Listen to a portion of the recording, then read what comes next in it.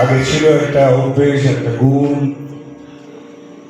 একটা ক্যারেক্টার, চরিত্র বোঝা এত মানুষের, যখন সে কথা দিয়ে কথা রাখত। কিন্তু আজকাল সেটা খুব কম পাওয়া যায়। আমার আসলে শরীরটা বড্ড খারাপ, একটু জ্বর আছে, যার জন্য আমি এসেছি এত দূর আমার বাড়ি থেকে। কিন্তু আমার অসুবিধা হচ্ছে, বসতে বেশিক্ষণ বসতে পারছি না। সেই জন্য আমি আপনাদের সবার কাছে ক্ষমা চেয়ে নিচ্ছি। আমি চলে যাবো বলে একটু আগে বলতে আরম্ভ করলাম, গান থামিয়ে। তবে এরপর নিশ্চয়ই আর একটা গান গেয়ে যান। আমার লোকনাথ বাবার সঙ্গে দেখা হয়েছিল কিছু বছর আগে। কিভাবে? লোকনাথ বাবা বলেছিলেন 100 বছর যেন কেউ আমার নাম না নেয়। এটা একটা অদ্ভুত একটা প্রচার আমরা শুনেছিলাম, সেজন্য আমরা চিনতাম না, জানতাম না। কিন্তু আমার স্ত্রী একবার অসুস্থ হয়ে হসপিটালাইজ হয়েছিলেন, তখন আমার মেয়ে এইটুকু, এখন যে মানে আমার নাতনিও হয়ে গেছে আমেরিকায়, সে ডক্টরেটও হয়ে গেছে আমার মেয়ে। সেই মেয়ে যখন ছোট ছিল তখন মাকে দেখতে গিয়ে একটা ছোট্ট মতো কিরকম কাট আউট, একটা মেটাল কাট আউট, তার মধ্যে লোকনাথ বাবা, সেইটিকে সে নিয়ে গিয়ে মার হাতে দিয়ে বলেছিল, এটা রাখো, ভালো হয়ে যাবে। তখনও কিন্তু আমার স্ত্রী রত্না বলি, সে কিন্তু ঠিক চেনে না, কিন্তু ছবিটা দেখে একটু অবাক হয়ে গেছে, চেনা লাগছে, যেহেতু প্রচারে তখন আসেনি, সেই জন্য তখন আমরা ঠিক জানতাম না। কিন্তু সেইটা কানে রয়ে গেছে, মনে রয়ে গেছে। তারপরে সেরে উঠে নিশ্চয়ই সে বাড়ি ফিরে এসেছিল। কিন্তু আমার মেয়ে কে দিয়েছিল, কখন দিয়েছিল সে বলতে পারলো না, কিন্তু কেউ একজন তার হাতে ধরিয়ে দিয়েছিল ওটা। এইখান থেকে আমাদের সঙ্গে লোকনাথ বাবার পরিচয় হলো। তারপর আমরা এসেছিলাম এখানে, এদের লোকনাথ বাবা মন্দিরে এসেছিলাম আমি একবার। আমি বেসিক্যালি ঈশ্বর বিশ্বাস করি, কিন্তু পার্টিকুলার কোনো মূর্তিকে আমি ঠিক বিশ্বাস করি না। আমি একজনের প্রতি আমার সমস্ত অনুরাগ, সমস্ত ভক্তি সেভাবে কখনো দিই না।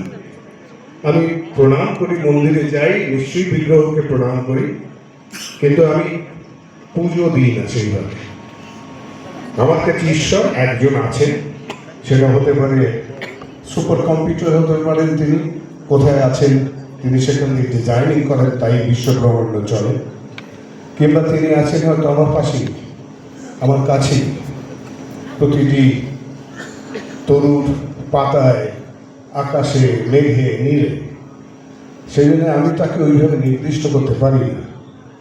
কিন্তু অদ্ভুত ঘটনা ঘটলো যখন এদের কাছে আমি গেলাম, এদের মন্দিরে। তখন এনাদের মন্দিরে গেছিলাম যখন, আমাদের একটা সম্বর্ধনা জানানো হয়েছিল কয়েকজন শিল্পীকে।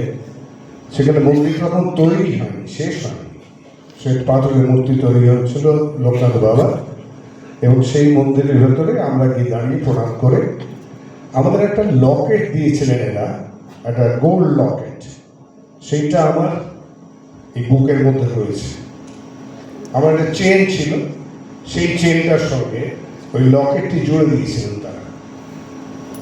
ওই যে জুড়ে দিলেন, আমি যে সেরকম ভক্তি ভরে একদম এখানে ঝুলিয়ে রাখলাম তাও ঠিক নয়, কিন্তু কি একটা যেন হলো, উনি রয়েই গেলেন আমার সঙ্গে। তারপর থেকে বহু বহু বছর চলে গেছে, কিন্তু তিনি আমার বুকের মধ্যেই আছেন।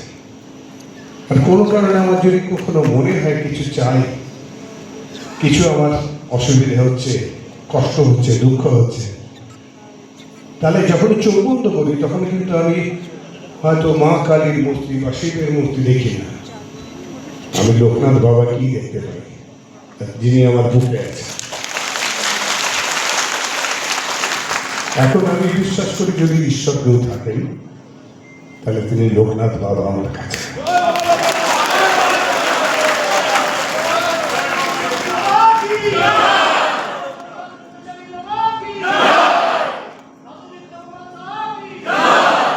আর আজকে এখানে নিত্যগোপাল সাহা দাদু, তার 125তম জন্মদিনে আমরা এসেছি। ইনি প্রথম কিন্তু রিইন্ট্রোডিউস করেন লোকনাথ বাবাকে।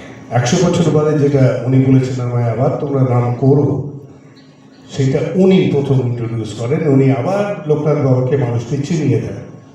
তারপরে এটা ইতিহাস, হাজার হাজার লক্ষ লক্ষ মানুষ তার ভক্ত।